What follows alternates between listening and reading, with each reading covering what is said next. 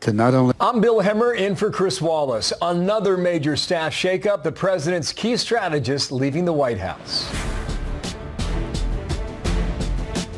I like Mr. Bannon. He's a friend of mine. But Mr. Bannon came on very late. You know that. We'll break down what's next for the Trump administration with former Trump deputy campaign manager David Bossie. Then, terror hitting an American ally yet again. At least 13 dead, including one American in Barcelona. Terrorists around the world should know the United States and our allies are resolved to find you and bring you to justice. We'll discuss how the U.S. is fighting the war on terror with Senator Ben Cardin, the top Democrat on the Foreign Relations Committee.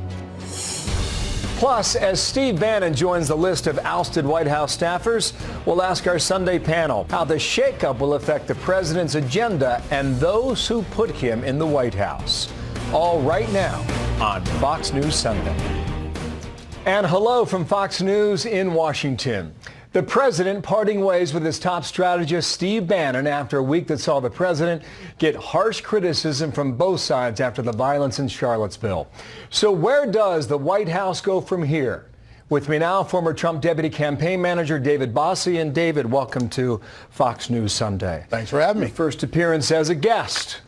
What took you so long? The invitation lost in the mail. Well, listen, it's my first time too, so thank you for being here today. How big of a loss is this for President Trump?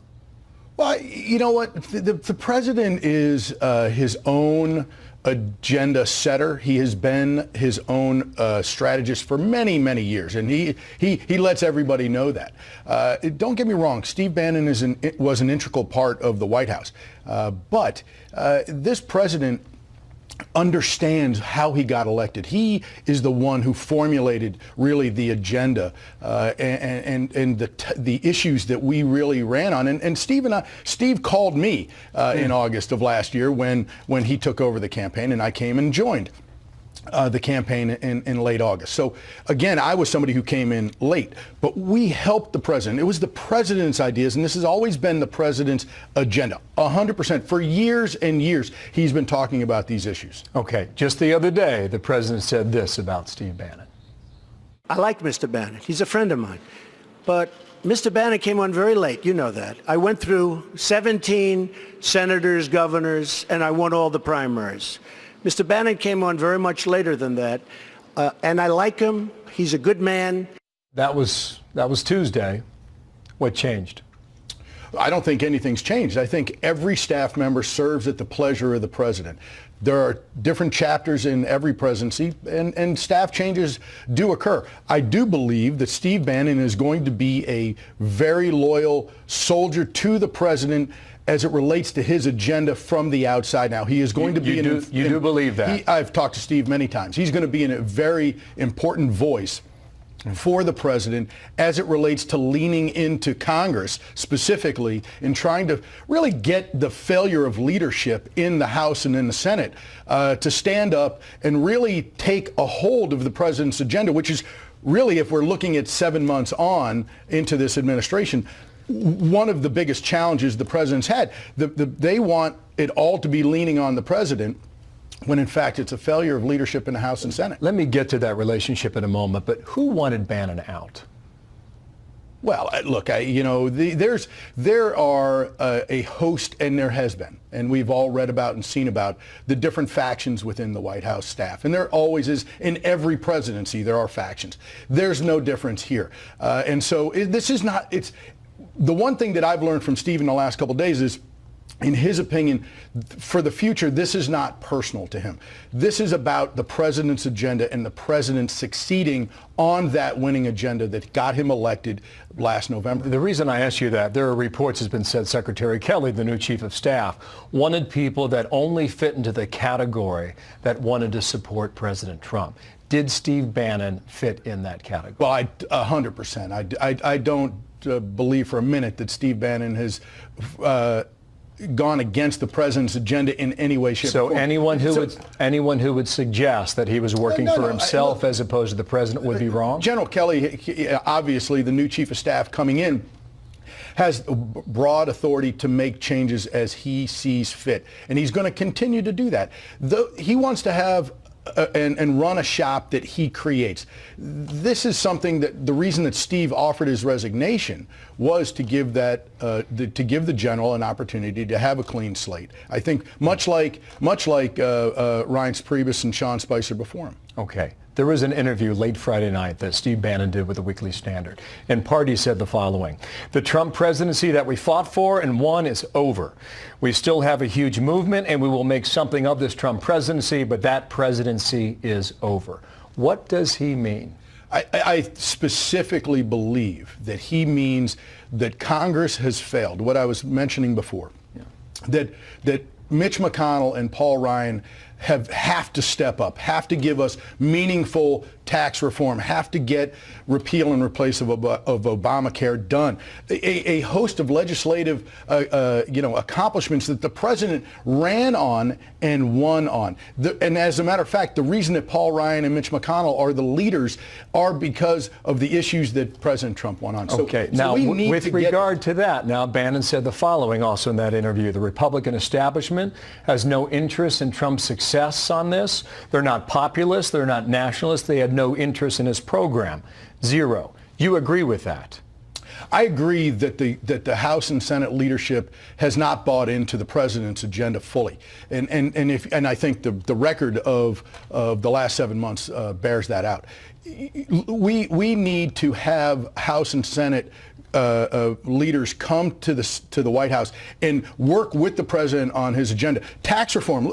Let's just talk about the economy for a moment.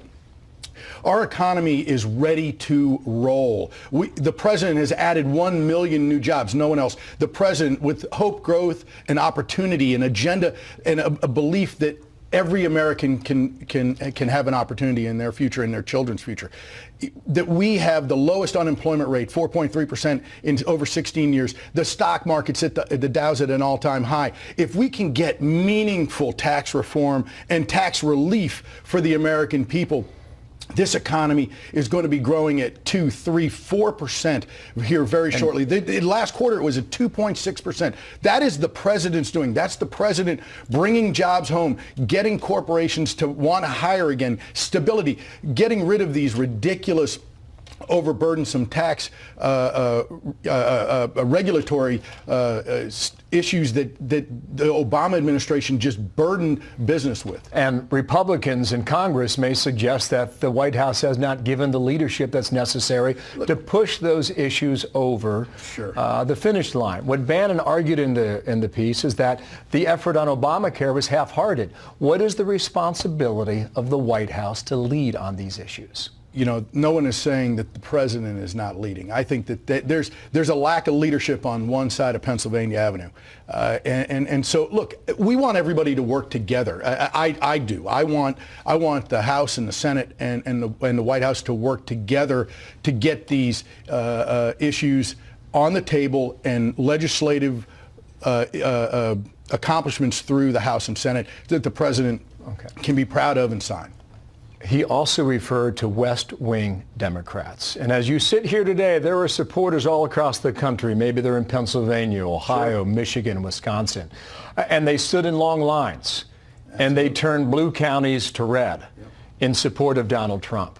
How much assurance can you give them today that what they worked for will not be thrown away? Oh, well, that's easy. The President of the United States is 100% committed to the agenda that he ran on and won on. The agenda of better education, better jobs, better job opportunities, and repeal and replace Obamacare. To give the American people that hope, growth, and opportunity that he promised during the campaign that we have to get done over the next year. Remember, candidate Trump said he was going to come to Washington, D.C., and he said he was going to drain the swamp. Did the swamp win this week, David? No. Look, the president is fully committed to draining the swamp. He is in the throes of that fight right now. But the swamp, as you drain the water, those creatures come out.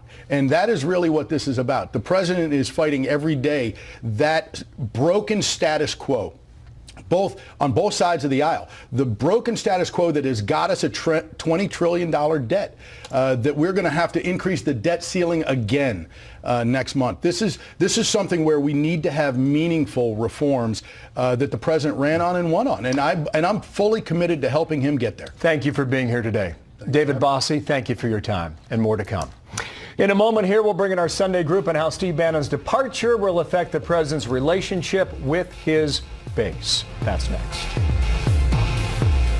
Packet. Hey, every day it is going to be a fight. He is not a racist, I can tell you that. He's a good person. He actually gets a very unfair press in that regard. But we'll see what happens with Mr. Bannon, but he's a good person, and I think the press treats him, frankly, very unfairly. So first there's Steve Bannon addressing CPAC February this past year, then President Trump on Tuesday defending Steve Bannon, but stopping short of offering full confidence here in Washington. It is time now for our Sunday group. Charles Hurd, opinion editor for the Washington Times, Juan Williams, columnist for The Hill, Bob Woodward from the Washington Post, and former National Security Council staffer Jillian Turner. Good Sunday to all of you, and thank you for being here today. President tweeted this yesterday on Steve Bannon. I want to thank Steve Bannon, he writes, for his service. He came to the campaign during my run against crooked Hillary Clinton. It was great. Thanks, S. Bob Woodward, take us inside the West Wing. How does it change now without Bannon? Well, remember, Bannon was the chief strategist, and as the chief strategist, he failed because there was no strategy. A strategy is you have to not just be a word person, you have to be somebody who comes out and says, okay, we're going from here to here, it's going to take time, and this is the plan. And that's not the way Bannon thought. Somebody who would make some very loud declarations serve his purpose. It's very interesting and important. General Kelly, as a former four-star, is a strategic thinker. You have to be that in the military, and you have to have a plan. Now, whether it's going to work, we'll see, but that's the idea. Okay, now, Charlie, there has been a lot of reaction. Steve King, Republican from Iowa, conservative side, said the following to the Wall Street Journal. Who is going to defend the conservative Republican agenda, he said. We're seeing Democrats and leftists team up with the Never-Trumpers. It denies the will of the people. It undermines the republic if election results are not honored. Is he right? I think he absolutely is right, and I think that there is a real concern across the country about just that. But you know, in terms of Steve Bannon leaving, you know, and I think Bob is exactly right in a lot of ways. You know, Bannon is a disruptor. He's not an insider. He's an outsider. He's very good charging the gates from the outside, and I think that he will return to doing just that. And that's why he was very valuable to Donald Trump in the election. I think he certainly helped get Donald Trump elected. That's not to say that that he is somehow Trump's brain or anything like that. Donald Trump and Steve Bannon arrived at the you know, in agreement on so many of these issues independent of one another, but they both believe them. And I think that in that respect, the Trump agenda is in good hands. The question is, will Republicans on Capitol Hill defend conservative values? Just back to the main point there. To his base, did they lose this week?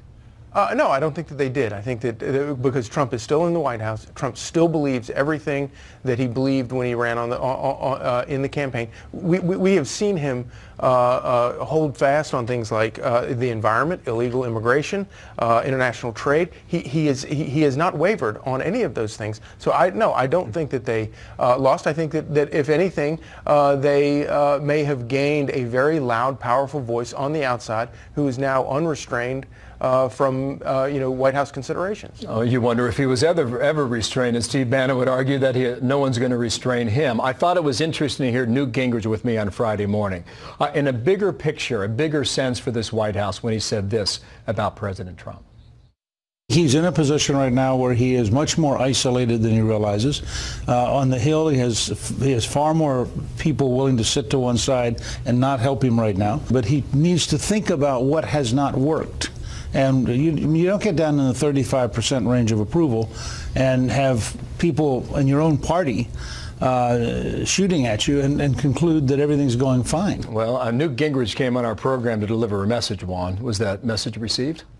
I don't know. I think that Newt's pretty close to the president, and I think the president coming on Fox, I think the president might be watching. But this is an important message because there are people who are enablers, if you will, Bill, for the president, who tell him everything's going okay. You're still President Trump. You still have the energy. You still have the agenda. But if you look at things like trade, if you look at immigration, if you look, even Bannon said, you know what, we should have higher taxes on the rich. That's not in keeping with so much of the agenda that's in the White House, and it certainly hasn't been satisfied in terms of any legislative accomplishment on the part of this White House.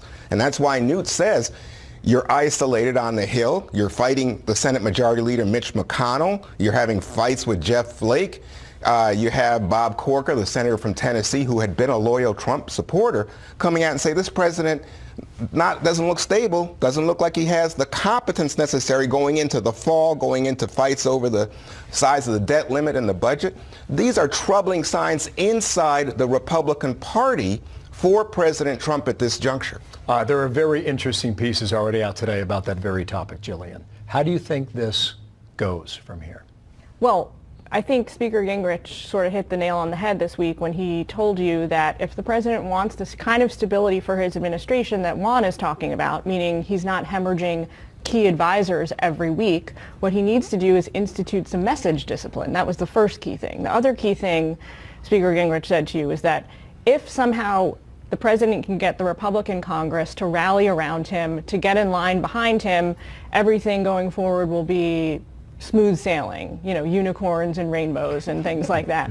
But to me, what the key thing is actually right now first getting the White House in line behind the president to get on board with his message. And I think with Steve Bannon out, the president really has a shot at that, maybe for the first time during his presidency, because to me, the hallmark, the calling card of Steve Bannon has been sort of this weaponization of leaked information. That is something that he's certainly not the first person to bring to the White House, but he was able to bring it in an incredibly destructive way so that people felt that just the threat of leaked information was enough to deter them and steer them off course. So if we get rid of that, at least for now, I think the president has a real shot at reigning in the administration. You know, Bobby, think about that. I mean, you were with President Bush during one of the lowest points of his presidency, and I'm not suggesting this is a low point for Donald Trump. We're going to get to that a bit later, but you wrote the book Bush's War. I mean, these were heady times during the Iraq War.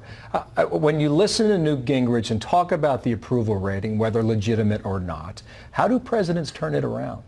Well, first of all, you have to have something that's a win, as Trump frequently talks about. And the way you get a win is not executive orders. You've got to do something with Congress. And you can't work and get things done if you have a war between Trump and the Republican leaders. Somebody has got to heal that breach. If you don't, you're not going to move forward. And that's where the strategic thinking, sorry, you've got to plan, and if they're going to say, you know, you don't get everything you want, so they're going to have to pick one or two of these things and try to get them, and it's going to be a big... Which one do they pick? Tax reform, infrastructure, nominally popular, we'll see. But Trump is going to have to also restrain himself in these tweets and these statements.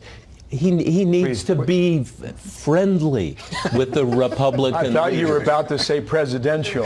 You used a different word this time. No, Go ahead, but Charlie. you need to, you know, this is about human relations, as but everything you're is. not going to take away the Twitter feed. No, and I don't think that will solve everything either. And certainly the president deserves some bit of the blame, but to listen to Juan run through the list of things that people on the Hill have said, it's kind of shocking to sit back and think about it.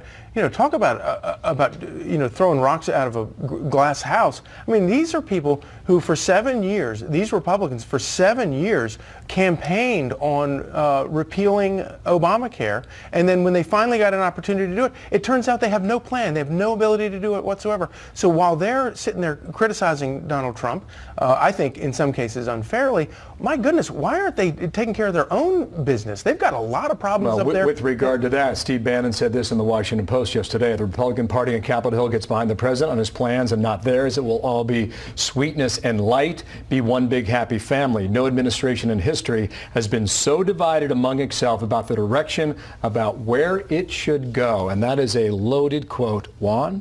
Well, I mean, that's why Steve Bannon said, is from his perspective, this presidency's over, which is a shocking thing to say. I mean, coming from Steve Bannon, and the idea that Bannon now goes on the outside, and I think Bannon will have a large megaphone. I think not only Breitbart, but I think he is going to have lots of allies in the conservative media who are echoing the idea that we've got to keep the pressure up on Donald Trump. So right-wing talk radio, the media, I don't know, sometimes you look at Drudge, you think Drudge and some people are getting a little antsy about what's going on, but the key for Bannon will be, does he join, let's say, with the Mercers, a very big philanthropic conservative family, in trying to create an even bigger megaphone to force Donald Trump to his agenda again? Well, the other thing Speaker Gingrich said in an interview is the second book that Donald Trump wrote was called The Art of the Comeback. And he suggested in that segment that he should reread it. That from Speaker Gingrich, who I've referred to, is likely trying to send a message. Panel, hang on. In a moment here, see a little later in our broadcast today. Next, though, after another deadly terror attack in Europe, questions about whether this kind of act can be prevented. The top Democrat in foreign relations, Senator Ben Cardin, will join us live next.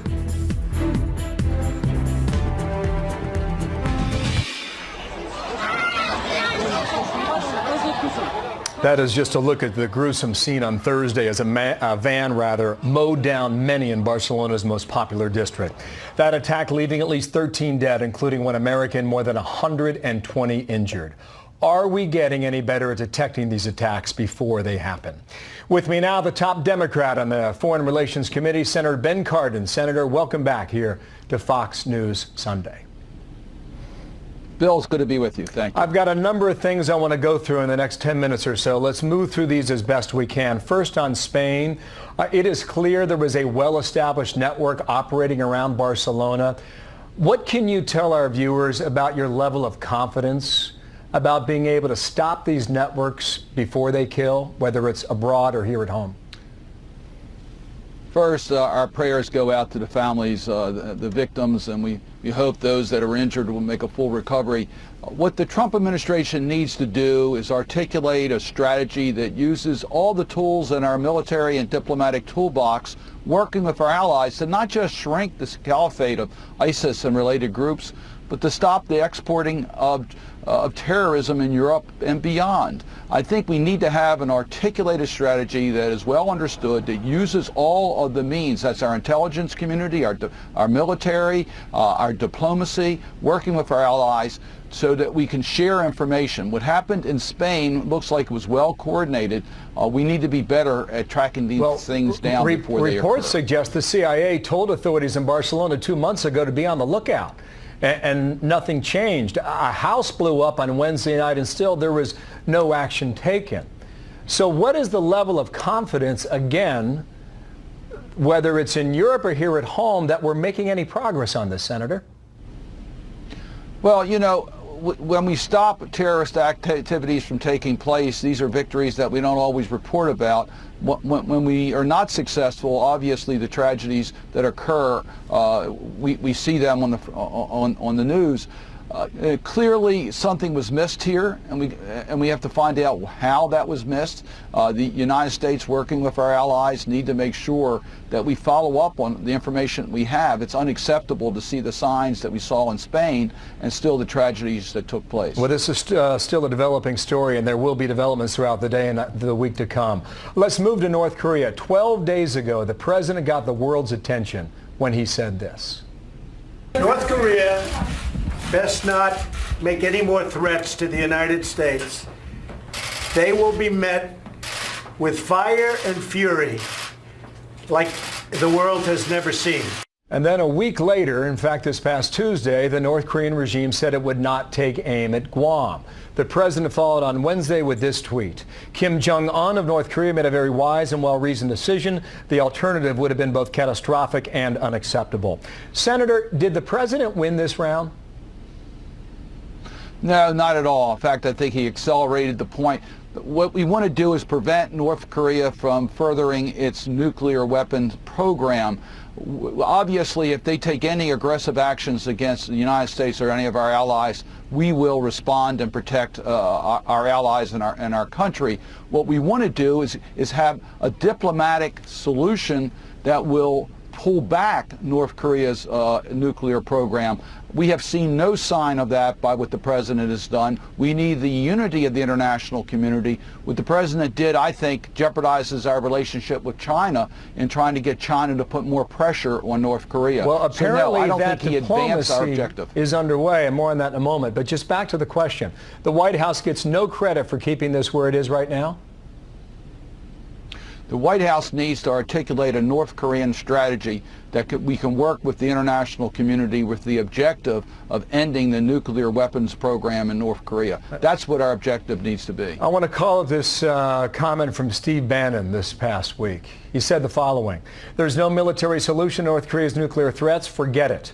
Until somebody solves the part of the equation that shows me that 10 million people in Seoul don't die in the first 30 minutes from conventional weapons, I don't know what you're talking about. There's no military solution here. They got us." Do we have to accept a nuclear North Korea? No, I don't think we have to accept a nuclear North Korea. I do think, and I rarely agree with Mr. Bannon, I think, though, his point about the military is absolutely accurate. A military solution to North Korea will be catastrophic as far as the casualties involved. What it means is we have to have a different strategy with China. China can turn the screws on North Korea to a point where North Korea has no choice but to negotiate a changed path in regards to their nuclear program. It starts with a freeze, and then with pullback. North Korea wants to protect its regime. China can provide that type of protection without North Korea having a nuclear weapon. There are ways for this to move forward. Admittedly, it's extremely difficult, but it requires us to use diplomacy in a way that strengthens our ties with China. I've heard you mention diplomacy several times. In 1995, Bill Clinton tried diplomacy, and we also offered North Korea $400 million in aid. In 2005, President Bush traded more aid to try and get a deal. We are 22 years later. Can't we admit that diplomacy, Senator, has failed? Well, we certainly have not been successful in a North Korean strategy. That is absolutely factually correct. What we do have, though, is a common agenda with China. China does not want a nuclear North Korea, but China does not want a unified Korean peninsula under South Korea. So what China and North Korea have in common is the protection of the current North Korean regime. We can work with China because our objective is not to eliminate the regime in North Korea. Our objective is to eliminate its nuclear weapon program. If we focus on that, working with China, there is a way forward. It is difficult, but what are the options? What are the other options? Do we allow North Korea to become a nuclear weapon state with unclear as to how they will use that to go against American values and interests?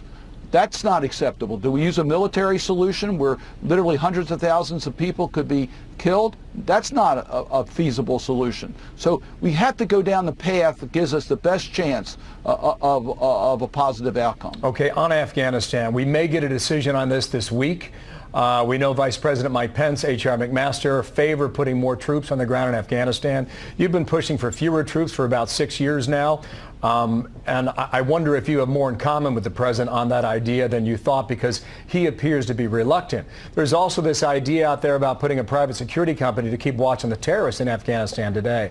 My question is, 16 years down the road, $700 billion spent, is it time to be open to new ideas? Well, I don't know if I'm in agreement with the president because I haven't heard what the president's plan is in Afghanistan. I haven't seen an articulated strategy.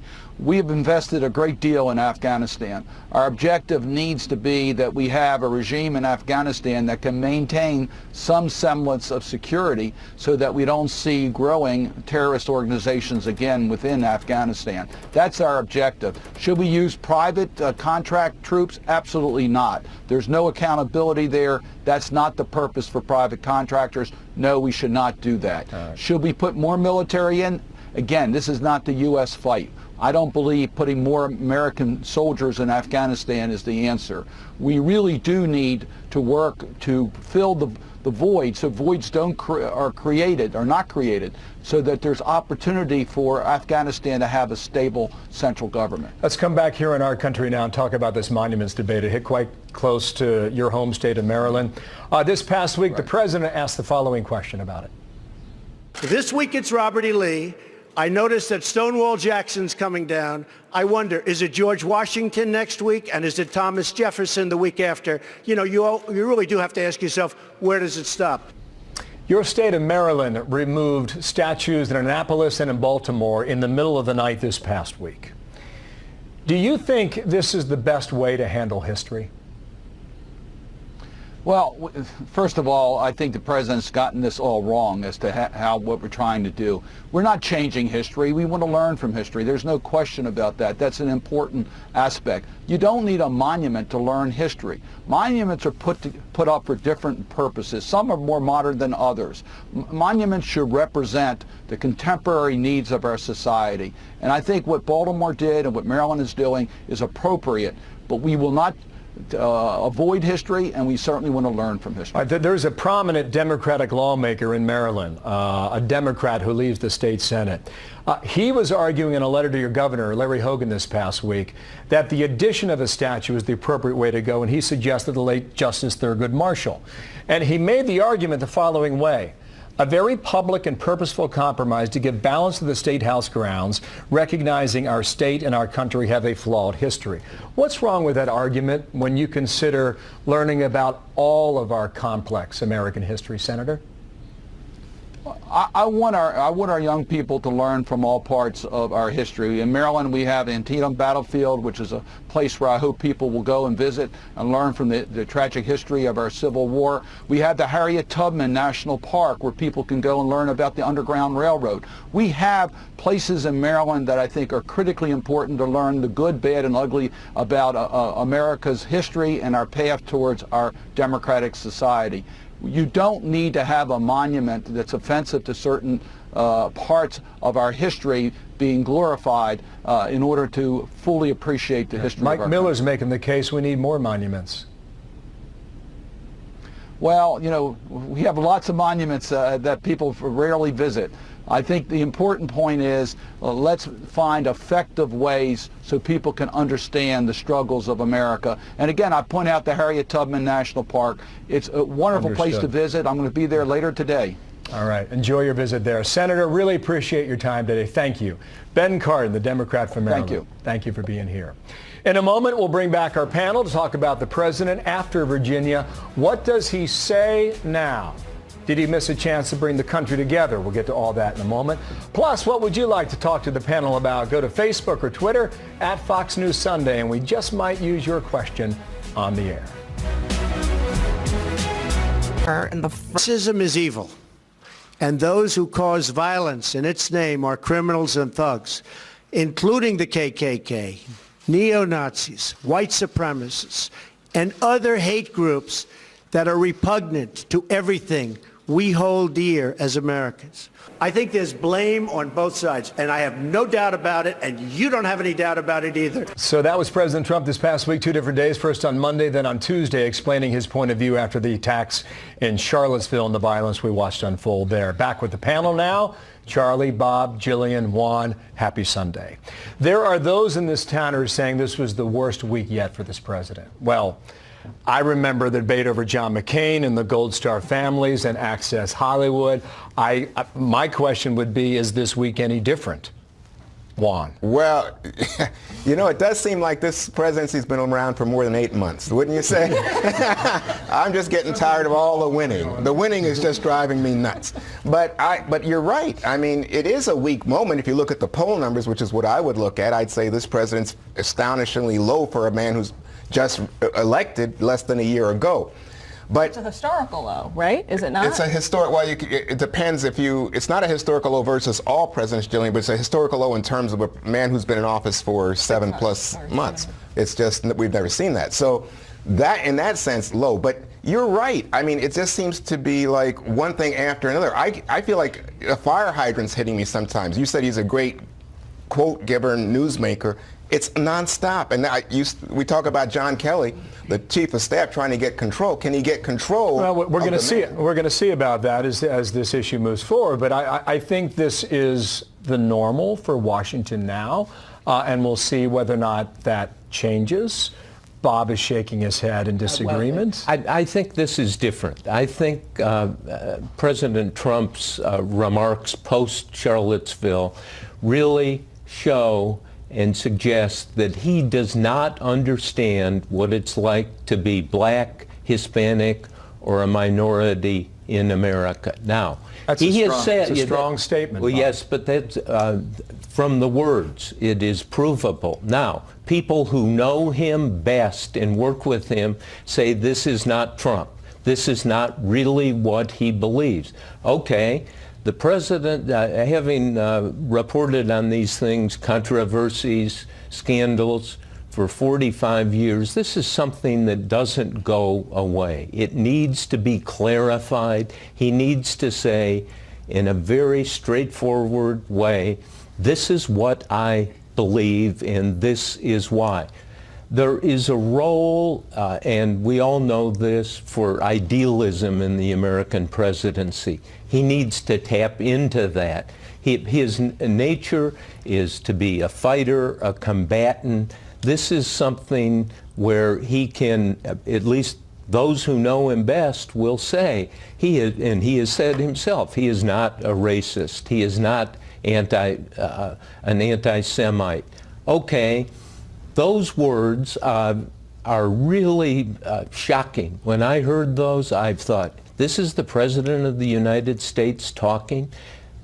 There's a way to clarify and tap into that idealism. But to walk away from it is not enough. Let me come back to that. Charlie from Facebook, Donna writes the following. How on earth can he be expected to unite the country when the media, Democrats, liberals, never Trumpers, etc., keep pounding away at every word he says and doesn't say? That reflects exactly what his supporters think and feel. Sure. Today, and likely the president. And also for the previous 8 years, it's not like we had a president who did a very good job of uniting the country after unfortunate incidents like this. And the president has made very clear that he has denounced these evil groups in no uncertain terms. And so the idea that he hasn't done that is strange to me. I grew up down in Virginia, not far from Charlottesville. Literally my entire life we have argued about these statues. And I can tell you that I cannot remember a single time when it ever became violent, or their tempers flare. People are very passionate about it, but there aren't racists, and there aren't these people that came from the outside to create this mayhem in Charlottesville. They're the only ones winning right now, and it's very, very bad for our country. And this notion, and that we have an entire party that is built on the notion that America is a racist place, and it's not. And it's a very damaging thing to perpetuate. When I covered Detroit Public Schools for 5 years, and when I think of a black kid in Detroit Public Schools being told, given the message from day one, that this is a racist country, you'll never survive because of the color of your skin, you are sentencing that child to a very bleak future. The truth is that we have problems, we have disagreements, but this is the freest, best country on earth with unlimited opportunities. And to tell a kid anything other than that, I think, is about as bad as racism. Very well stated. Very well stated. Juan, we talk about race a lot, you and I personally, and we have for a decade now. The Democrats and the left have offered a lot of criticism this past week. Where is the message of unity from Democrats coming now, other than throwing more daggers and more critiques at what they perceive is happening now?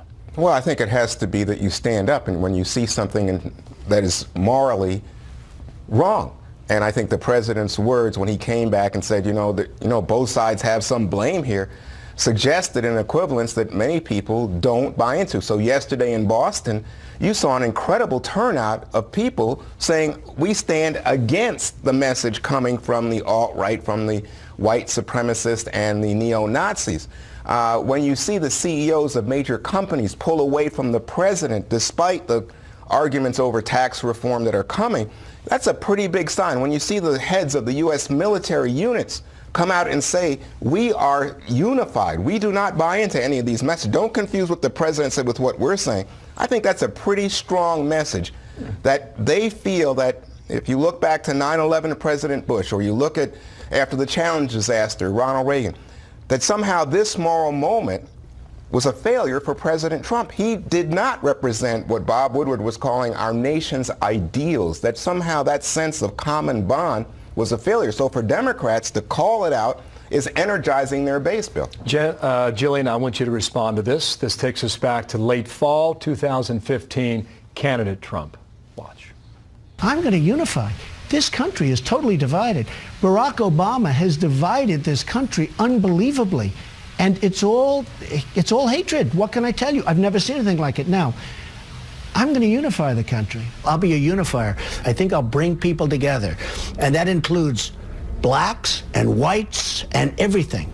I think people will come together. So that was October, November 2015. Two tweets late yesterday afternoon from the president. Our great country has been divided for decades. Sometimes you need protest in order to heal, and we will heal and be stronger than ever before. He went on with regard to Boston yesterday afternoon. I want to applaud the many protesters in Boston who are speaking out against bigotry and hate. Our country will soon come together as one. Jillian, what do you make of that now? So the media largely accused the president this week of dithering in his response to what happened in Charlottesville last week. But I actually disagree with that analysis of the situation. I think President Trump made a calculated, strategic decision about how he was going to approach what had happened and what his response was going to be like. Unfortunately, it was misguided. I think it was a miscalculation.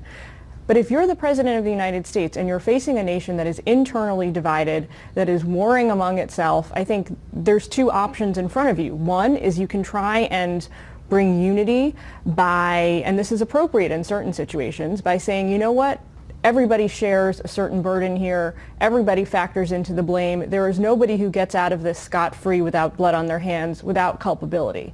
The other approach you can take here is to try and bring unity by standing firmly with one side. And President Trump this week chose the former. And I think that was a huge strategic mistake. But I don't think that analysts do a service to what happened by accusing him of not thinking through this, of dithering and equivocating. I think he just made a miscalculated move. I'm trying to figure out, you know, and Charlie, with regard to your comments from earlier, where the monument issue goes ultimately. Cindy writes on Facebook, Bob, the following. Yes. Why not sit in the Oval Office and speak from the heart about this issue? All right, that goes back to your point. Is that something you would Exactly, expect? but this is not about monuments. This is about not just the words of the president, but his fundamental attitude. And you're absolutely right. This is a miscalculation, and it's actually more than a miscalculation. Now, the danger in this for critics of the president, people in the media, Democrats, and as is pointed out, many Republicans are not standing with the president on this, and some of his most severe critics are Republicans. But the tone cannot be self-righteousness. Oh, we get it, you don't get it. There can't be, and unfortunately there often is, this kind of smugness. Oh yeah, I've got it right. I think we need to all step back from that. And the president needs to seize that opportunity, whether you call it a mistake or a miscalculation. We're going to leave it there. Charlie, thank you. Bob Woodward, Jillian, Juan Williams, thanks to all of you for being here on this Sunday. In a moment, our Power Player of the Week. Washington saying goodbye to one of its biggest celebrities. Hey, it's me, Alec. Everybody loves celebrating first moments. You celebrate first birthdays, first words, first moments. 4 years ago, the National Zoo welcomed its miracle baby panda, Bao Bao. But as we told you months ago, she's all grown up now. Here's Chris Wallace with our Power Player of the Week. Here she comes. We got some behind-the-scenes time with Bao Bao, as the National Zoo made final preparations to send her to a new life in China. First stop, a scale. The way to any panda's heart is a little bit of honey water. Good girl. And that way she'll stand still voluntarily and we can get a weight on her. Randy Smith, who's a senior administrator at the zoo, took us through Bao Bao's paces. With the aid of honey water and hand signals, she put her paw out for a blood test. That's where the vein is in a panda's arm, and you can see the staff are pressing that vein, so she's used to it. They also trained her to cooperate once she becomes pregnant in China. Can you lay down? And one keeper is always keeping her head busy, and then now Shelley's training her for an ultrasound, so she's getting her used to having her stomach touched. That's why thousands of people are coming to the zoo and millions more watching on PandaCam to say goodbye to Bao Bao. Since she was born, the arrangement has always been she would return to China before she turned 4 to reproduce. So these days have become a celebration of her life here. Her miracle birth after her mom had failed to produce a cub for almost a decade. Early training, playing in the snow, and other adventures, and exploring the world around her. Oh, I guess that's the only reaction you can have. She's a little bit sleepy this morning. We go back a long way with her. Well, 3 years anyway, when baby Bao Bao was just 6 months old. She weighed 25 pounds then, not 200. And I was one of the first outsiders who got to feed her. You can see if she wants some. Yeah, she's liking that a little bit. She looks very grown up when she does this. I, for one, am very proud of her. Don't put your hands too close. So I got that. That's not a problem. Feeding Bao Bao now is a different proposition. 3 years ago, Bao Bao, remember? Here we go. Here we go. Do you like that? Wow.